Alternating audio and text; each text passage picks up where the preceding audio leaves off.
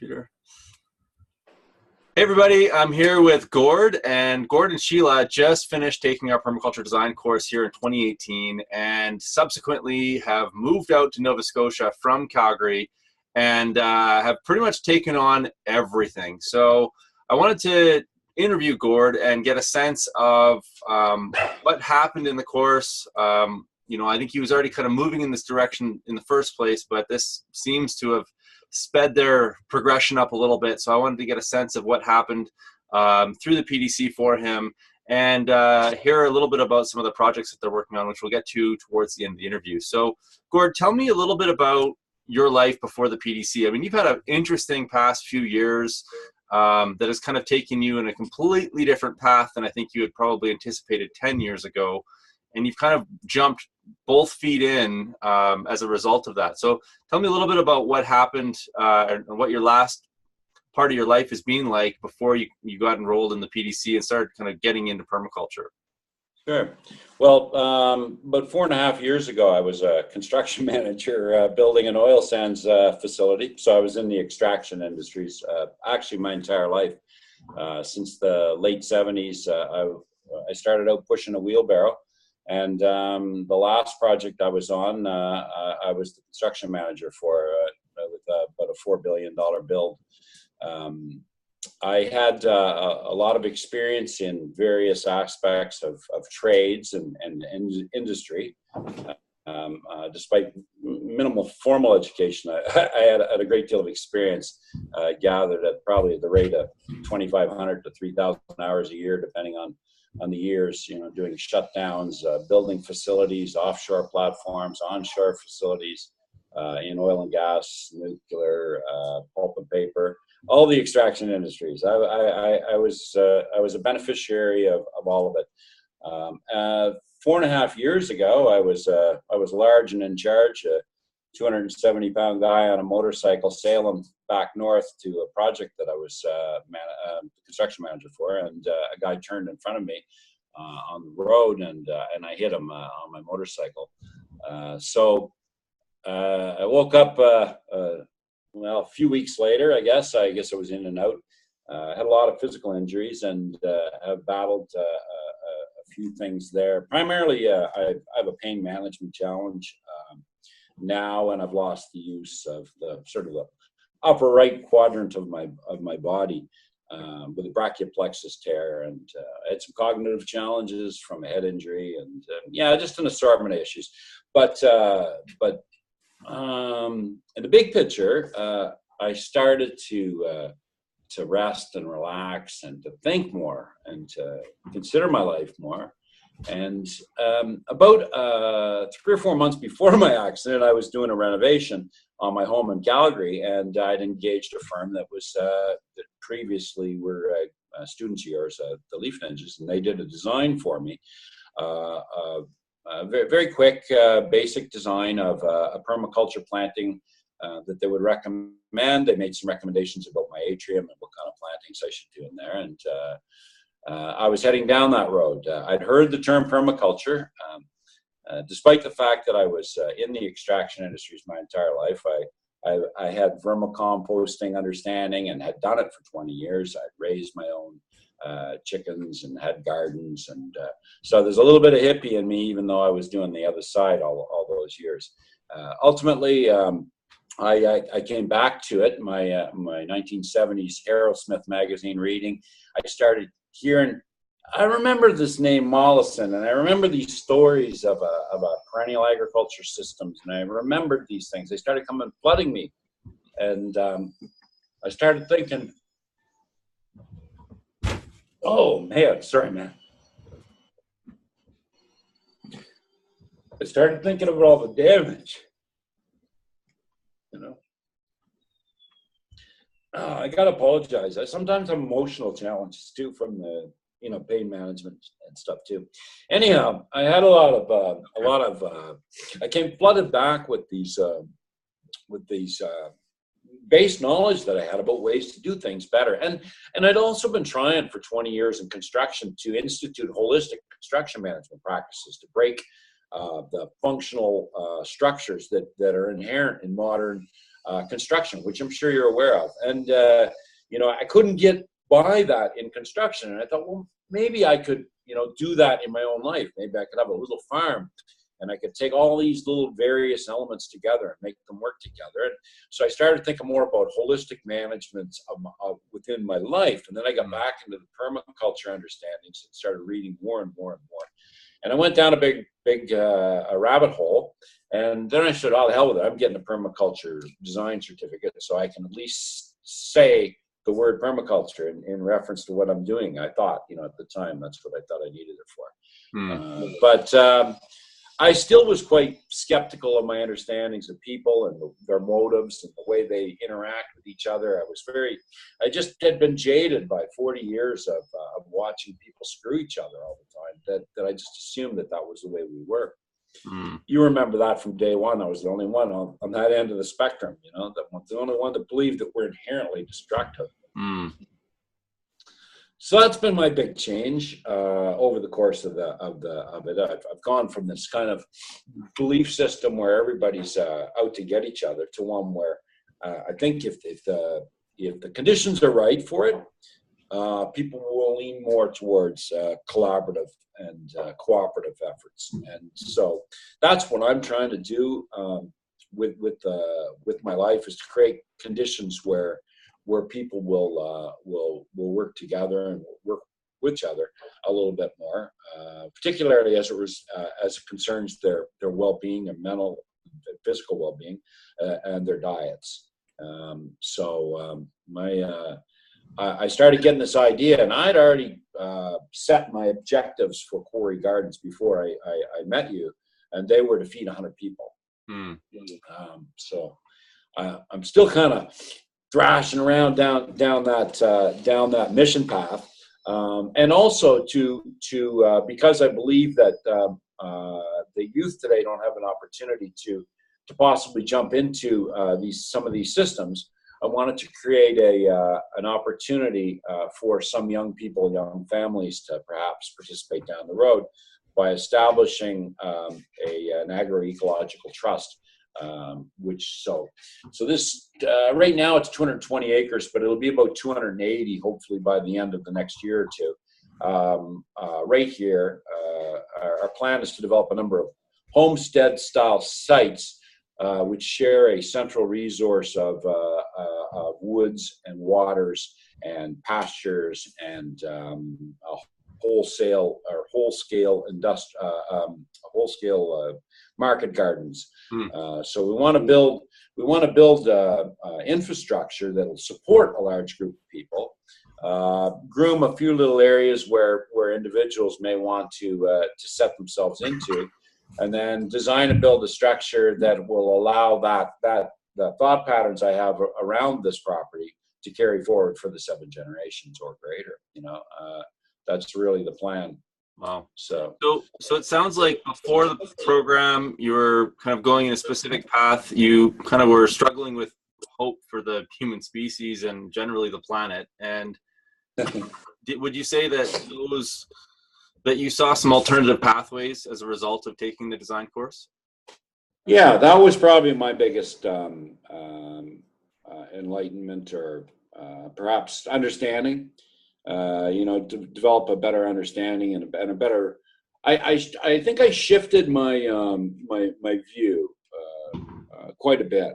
I was very, even though I had this sort of optimistic plan, I was still pessimistic in nature. Now I have an optimistic plan, and I'm optimistic in nature. Awesome. I think that's probably the biggest shift. Well, it is the biggest shift. A lot of my understandings of the mechanisms of what we're trying to do here, we're crystallizing. I had good knowledge base in some areas.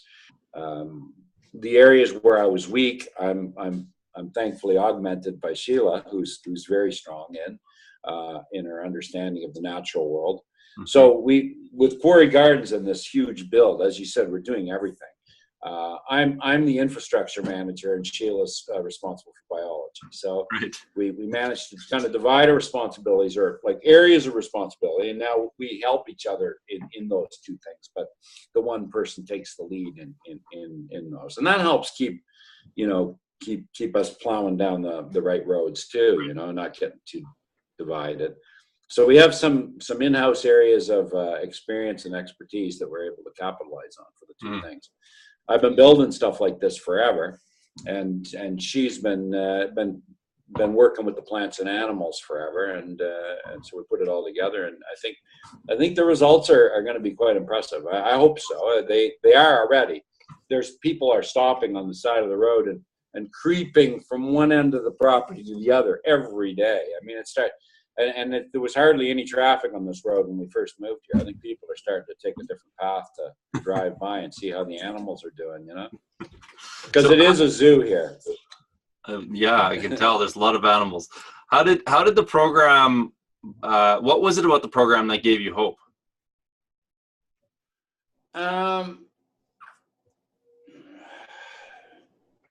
That's a good question. I think a lot of it was spending the dedicated time with like-minded individuals and working through that way, because despite the fact that we were all different, we're all different people. We're all different. I think we shared some common ground that allowed us to come into a permaculture design course. Obviously, we had there would be commonalities in our stuff.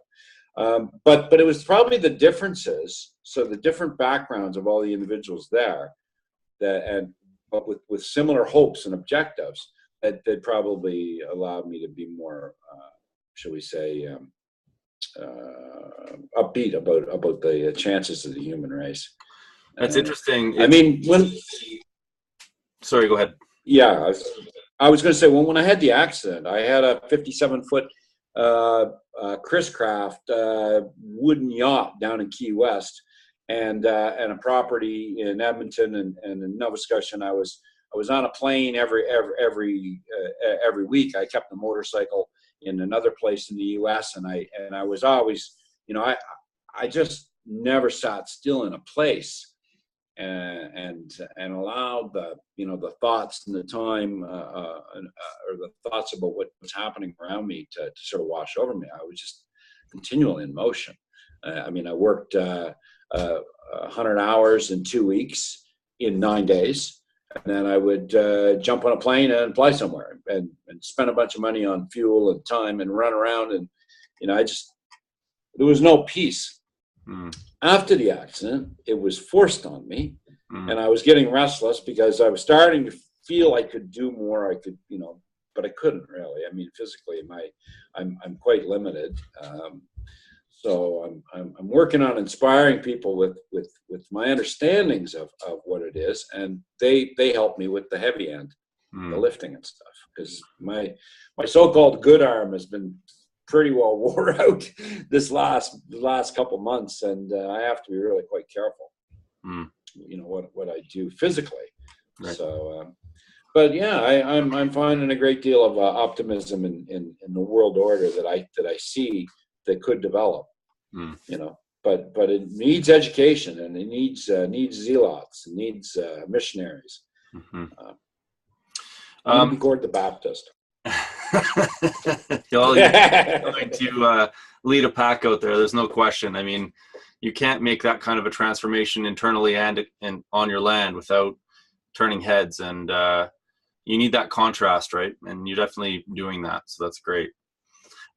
So was the program hard, and was it enjoyable, or was it a combination of both? Like, it was a lot of time committed into it, and I'm curious now that you've looked back on it. How hard was it for you, and how enjoyable was that for you? It wasn't hard. It was enjoyable for me. But then again, I'm in a different, place, maybe financially and mentally than a lot of other people. I wasn't thinking about all the things that I should be doing when I wasn't there. I was really looking forward to being there. I wished I'd taken it in a 2 weeks setting, not not at home. I would have liked to have enjoyed that, gone away and immersed myself with a group of people. Sheila's going to do that actually in August, September with the Earth Activist training with Starhawk and the Tatamagouche Center in here, about 40 miles down the road, and we're going to set up a tent there, and I'm going to come here and do the chores in the daytime, but we'll go back and enjoy the sort of the whole experience, and that may come with the evening. Depending on how it is, I'm sure it'll be great. If not, we'll pack up the tent and we'll just stay here at night and come back the other way. But I'm trying to figure out how to get the milk. Well, hopefully we're going to be between milking at that time. I'm hoping we won't be milking it, but if we are, I'm working on strategies for that too. Right. Cool. So I'm curious, who do you think would benefit from taking a PDC, Gord? Oh, people that are running projects. I don't know. I think anybody could benefit from it. I like anything. You hit on it a number of times. I think it need to be people that care enough about it to pay something for it. They can't be. It's not one for scholarship types, because if they don't have the true interest or desire to do it, then I think it wouldn't necessarily be felt the same way. I would say that I don't see how it wouldn't be a benefit to anybody, realistically. But it's a message, and you need to be ready to receive it. So, does that make sense? Yeah, absolutely. So you guys are developing what you're calling Quarry Park. You've mentioned it a couple times, and it's this Quarry Gardens. Quarry Gardens. Sorry, Quarry Gardens. Quarry Gardens. Yeah. Sorry, I got confused with Quarry Park in Alberta here. Yeah, I know. Way better than Quarry Park. Quarry Gardens. And over the next 5 years, you're going to be developing that. It's kind of almost like an agrihood. It's like a permaculture paradise. Tell me a little bit about kind of what the 5-year and 10-year vision looks like for that property. And and just before you get into it, folks that are looking for this type of an opportunity, you can get in touch with me, and I'll connect you with Gord through my YouTube channel. And eventually, we'll put a link to your website when you guys have one finally built in the video below. Perfect. The idea or the vision for what we want to do here is that we have a couple 300 acres available to us. 200 right now. Another 60 or 70 are going to be added on. Primarily forests of different types. Actually, even though it's only a couple hundred acres, there's actually 5 or 6 different forests there. It's on the side of a hill known as Hardwood Hill locally. It's protected from the ocean, from the direct hits of the ocean. So it's actually quite a moderate little pocket on the west side of the Hardwood Hill. It's Zone 5B area. We've got lots of water. I can't remember exactly how much annually, but lots of water. Although it doesn't always fall at the right time, like anywhere. And it can go for long periods of time without falling. Which is okay if you've got that in mind. It's sandy, really well draining soils, and it's probably it was the 3rd best agriculture area in Nova Scotia after the Annapolis Valley and the Wolfville area. Those areas. Our plan or vision here is to develop the agricultural aspect of the property without doing too much damage in the woods. We want to try and develop these woods opportunities as well. Although one of the 40 acres is a planted Norwegian spruce plantation, so it's a monoculture. But the rest of it was horribly abused many years ago as and then part of it was an industrial site, part of it was clear cut for pastures. But it was left to naturally regenerate, and it came back in some nice regrowth of we call the mixed Acadian forest.